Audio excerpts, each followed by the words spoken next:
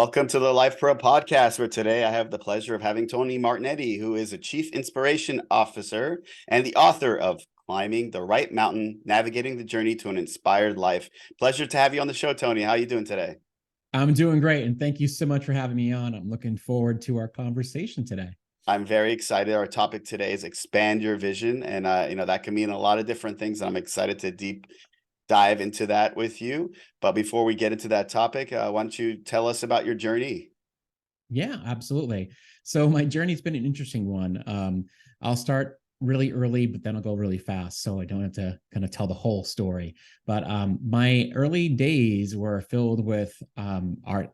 I was an artist as a child who was celebrated for the work that I did. And there was a sense that I was going to do that for the rest of my life. But as you can imagine, well-meaning adults, they said, you got to do something meaningful and, do something that's going to make you some money.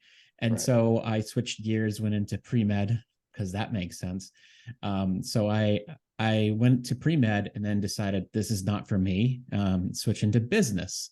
So I played in many different arenas in my life, and you'll hear more about how this all plays out.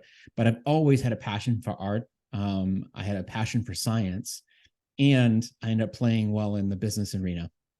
When I switched gears to business, I eventually landed in working in finance and strategy in the biotech industry, which was awesome because here I am, being able to integrate the science and business, but art was missing. I had a great career there, almost 25 years working in industry. And what was great about it is that it was helping to save lives. But at times I felt like I wasn't really serving myself. I was kind of missing something about who I was. And people would tell me, like, there's something about you that's different. And I'm like, okay, but this is who I am. This is what I do. And so 100 miles an hour up the mountain, this is how I'm going to navigate, until I started to get depressed and burnt out and found myself realizing that there was something missing in my life. And I had this serendipitous moment, or I guess ceremonial moment, in a boardroom where I decided I've had enough. I think I need to do something different with my life. And I decided to literally walk out of the boardroom because I had enough of the way the leaders in the room were showing up. So I decided to get up and walk out. And I said to myself that I'm going to leave this room to change the room. And that was the start of my journey into, well, first it was my holy crap moment. Yeah. And then it was my moment of, I got to do something different with my life that's going to help these leaders show up in a different way and create a different path for them, just like I want for myself. Right. That's amazing. And I can relate to a lot of that myself. We'll get into that a little bit. But before we get there, tell us more about your book. Sure. So the book that I wrote, it's a few years back now, it's called Climbing the Right Mountain. And as you can imagine, there's elements of my story in there, but there's also many stories, many elements of the people who I worked with in there. People define their lives and their journey through their careers based on the society's definition of success. And what I do in the book is I try to help people see that when you're navigating to the top of your mountain, make sure you define success on your own terms. And I provide some tools and some ways to think differently. Maybe, make sure you're checking in and saying, is this what I really want? And who do I want to be really along this path? Yeah. So how would you define success? What does that mean? Yeah. Now, first of all, success is it's not about being, having all the cars and all the riches and everything like that. Although those are nice, they're like they're an ends result of what you strive for. The thing that I define for success by is being able to impact lives, making a meaningful impact on the people around me by helping them to see that they have more capability in them than they're putting out there. It's more of a fulfillment of their own dreams, and by me helping them to shape that.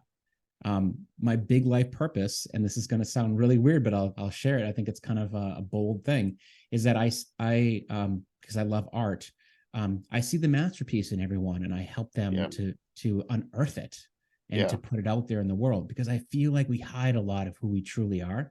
But we need to spend some time really digging in and discovering that so we can put it out there.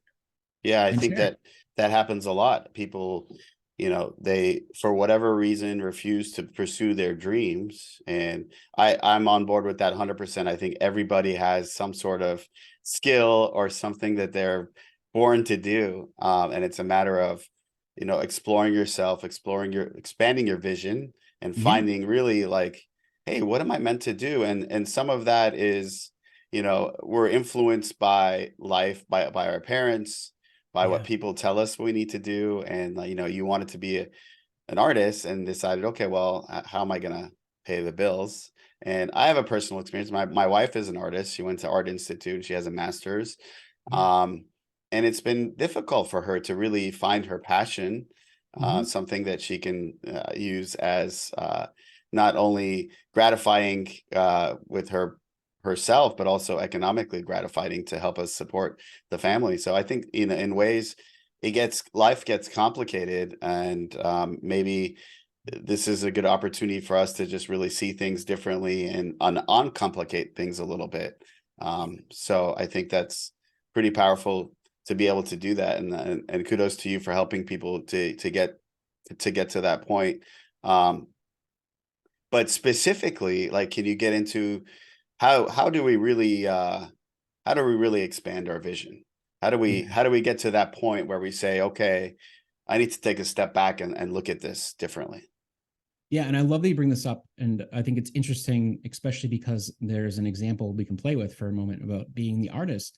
Yeah. Because there's a sense of like, oh, I've chosen this path. How do I use it? This whole thing came to be because I had to expand my vision of what's possible. It's almost like getting out of the box. Like we put Yeah. ourselves in these boxes and we feel stuck. Like I have to do this because this is who I am. The reality is this whole thought about expanding our vision is about if you're getting these results, the only way to get different results is by taking a different perspective. And so when we take a moment and we move away from where we're stuck and look to the side to look at other possibilities, expand our vision and see what else is possible, given all of the experiences I've accumulated to this point, Hmm. and the things that I might actually want to experience that I haven't already, what else is possible? And when I get people to see that view of what else is possible for them, Yeah. it can either be very scary or overwhelming. But the best thing about it is it at least gives you options and realize, I don't have to feel hopeless. I don't have to feel like my path is set. Instead, I can look at things and I can experiment. And so that's where I like to say the next step is not just to stay expansive and stay there, because that's just knowledge, Yeah. it's information. But what you need to do is step into action, which is where you narrow your focus and you have to actually decide what is the step I'm willing to take and how will I focus myself on that next step. Yeah. How much of a problem is self-limiting beliefs, or maybe self-confidence or the fear of failure, uh, in our lack to actually make these changes and expand our vision? Yeah, I mean, it's a huge problem, right? Yeah. Limiting beliefs and the lack of confidence and this imposter syndrome too, which is another part of this that Right. that usually is once you start making moves, you're like, who am I to be doing this? Yeah. But all those things are all, when you think about what we're sharing here, they're all in a sense made up. They're all not reality. They're things that our mind is creating that we can either accept to believe them and live in that, or we can decide to do something with that and say, I want to push that aside and see what happens if I just push on and try, Yeah. and see what I learn in the process doing that. Because in most cases, doing something, trying an experiment, is not going to be fatal. Right. There's very rare occasions where you're going to step out and try something and you can't come back from it, Yeah. right? So even through failure, we learn and Yeah. we grow. I, I was just reminded of this kind of reading a blog post from a friend of mine, and he was talking about how, like, remember the video games in the old days where we used to be able to kind of like have those checkpoints where you Yeah. could be able to kind of like restart from the checkpoint. Yeah. Like that's exactly what life is like too. It's like we have Yeah. checkpoints. We can come back to the checkpoint. I love Yeah. that. I think that's awesome, and I can definitely relate to that. I played a lot of video games as a child, so and those checkpoints were huge because once you get to them, like you felt better. You're like, okay, I accomplished this. Now I could always come back to it if I feel fail on the next chapter. Um, so, similar to your situation, I was in the world of e-commerce for many years since 2003. And, Mm. COVID really changed my business, and we had to make the tough decision to shut down operations. And I've kind of been in the last year or so, like exploring and looking for the right mountains to climb. Mm. And similar to, your situation, like it took you a lot of guts. It took a lot of courage for you to step out of that boardroom and find your new path. Yeah. So how do we do that? How do we advise other people to I knew you talked about it a little bit, like failure is not fatal. Yeah. But it's really hard for most people to find that courage to make a change.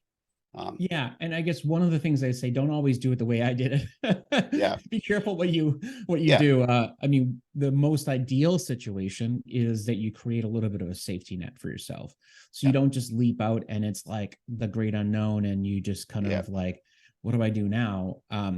One of the best things you can do is have a financial safety net, so that you realize whenever you start something new, let's say you're going to start a new business or do something completely a pivot from where you have been, realize that this first few, which is, I was going to say years, technically it is years, but maybe it's going to be a few months, if you're lucky, yeah, you're going to have some struggles, and you're also going to have to invest in some things that, maybe it's training, maybe it's being without certain things. So the sacrifices in the early days will require some financial safety. yeah, So do that first. yeah, The second thing is have lots of conversations.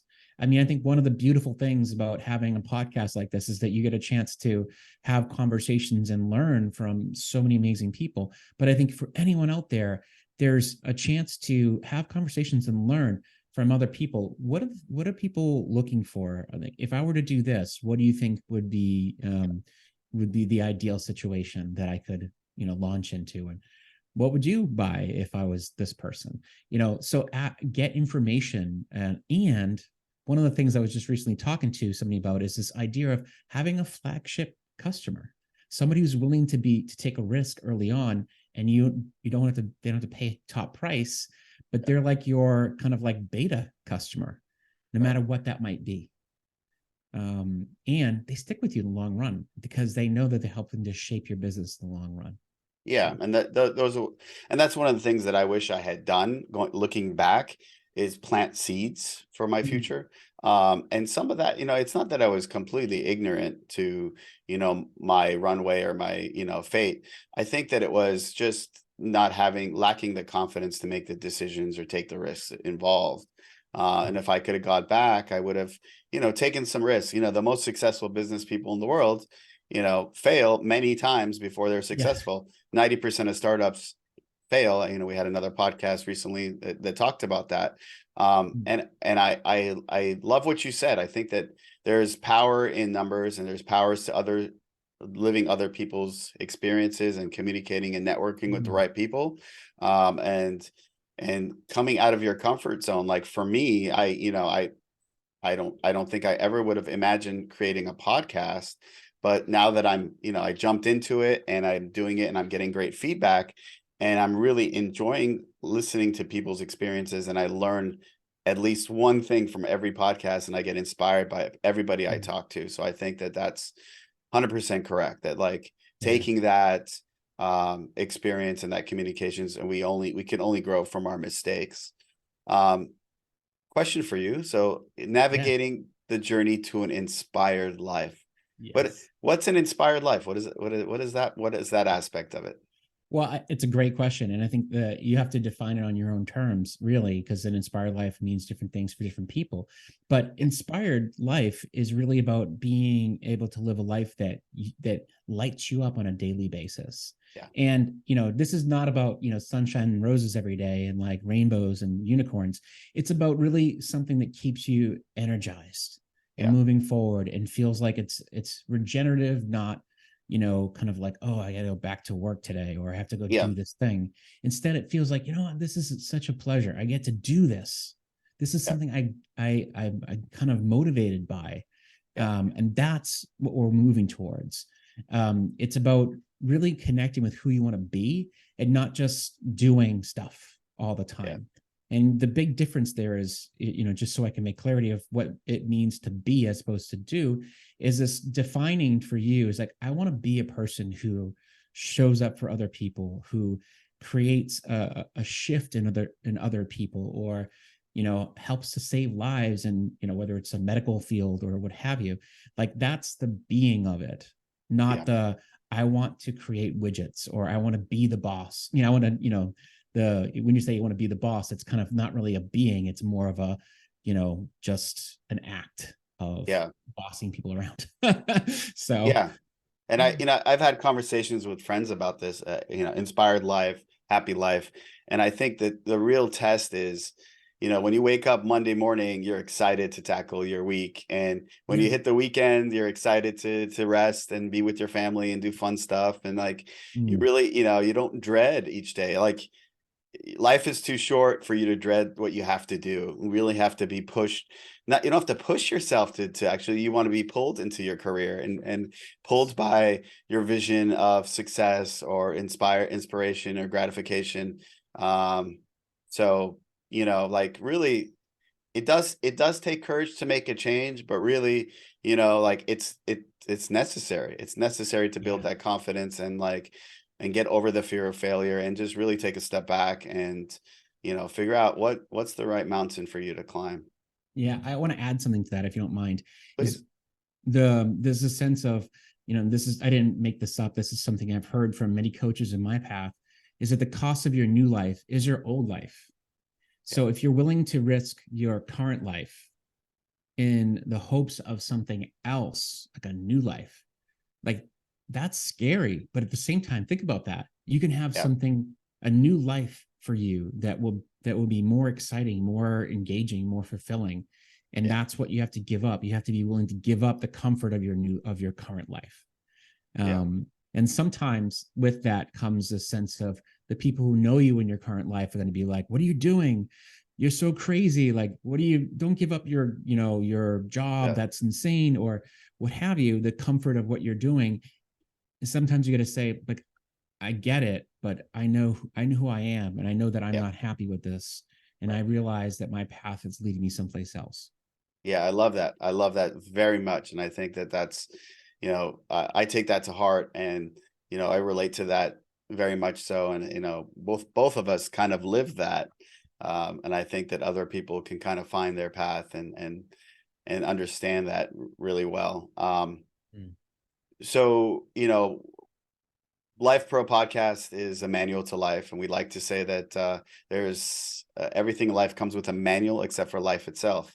So what we're trying to do is teach the world, things and help get ahead of problems, or tackle issues before they become problems. Mm. And I know that through your book and through all your work that you're doing, you're teaching the world a lot of different things. But what is one thing that you'd want to teach the world?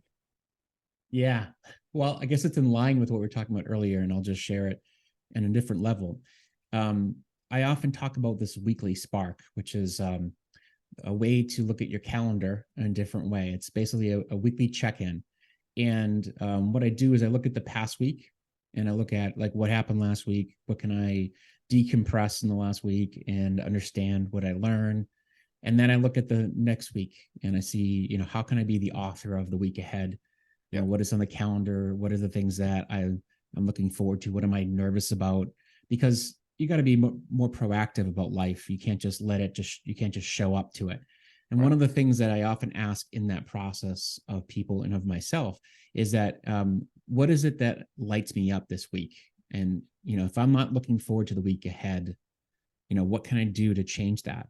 Because inspiration, as we're talking about earlier, is a sense of like, well, I can design inspiration into my life. If I don't have anything in my calendar that I'm looking forward to, then I can make a change, and I can decide that I want to put a meeting on the books for, my wife and I to have like a dinner out, or I want to have, some time with a friend, or even if it's a meeting at work that I've been, meaning to have with somebody who I haven't caught up in a while. And I know that it'll be something I'm looking forward to. So Yeah. whatever you do, make sure that you have something in your calendar for the week ahead that you look forward to, because it creates that sense of motivation, and it pulls you forward. Those are wise words indeed. I believe, I believe a lot of people listening are probably living, Groundhog's Day. Like every day is the same, and it's just over and over and repetitive. And it's very important to take that time and schedule that time for yourself to reflect Yeah. and create. I'm involved in sports. I play poker. I have things that I do for myself, and I think it's important to create balance in your Yeah. life, not only for your family and career, but also just time for yourself, and keep your mental health is very important, and taking care of yourself helps you have a better life and progress on that. So I think that's super, super, super important, and I love what you said.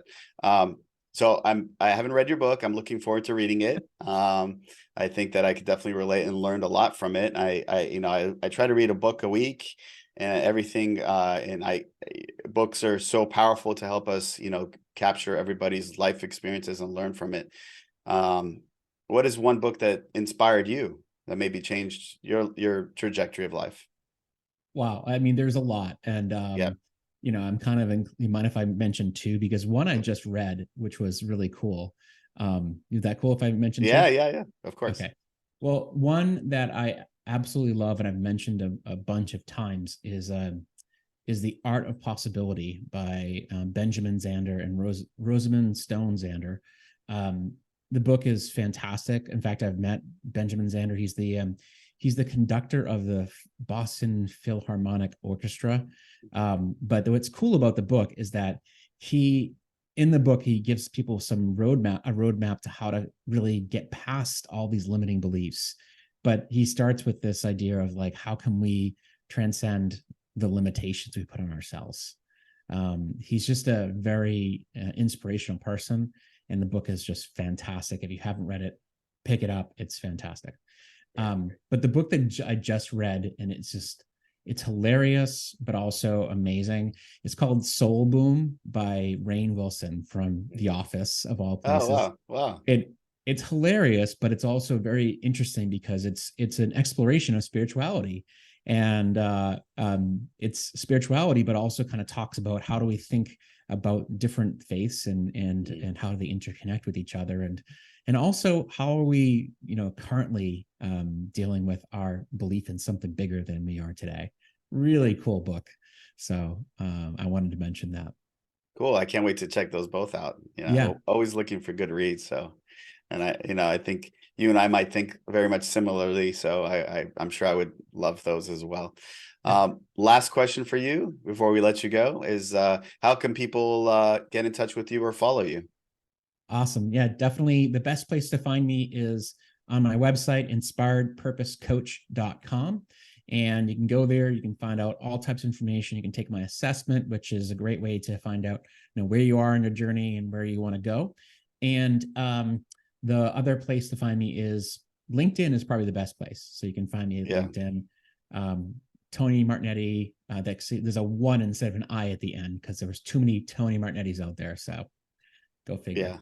Yeah. Well, we'll link to those on the description here, so everybody can get in touch with you that wants to get in touch with you. And I want to remind everybody to like, follow, and share, and help us spread the word. Tony, it was so much fun. I had a lot of fun, and thank you so much for your time. I know everybody else will enjoy it as well. Thank you so much. Appreciate it. Take care, Tony.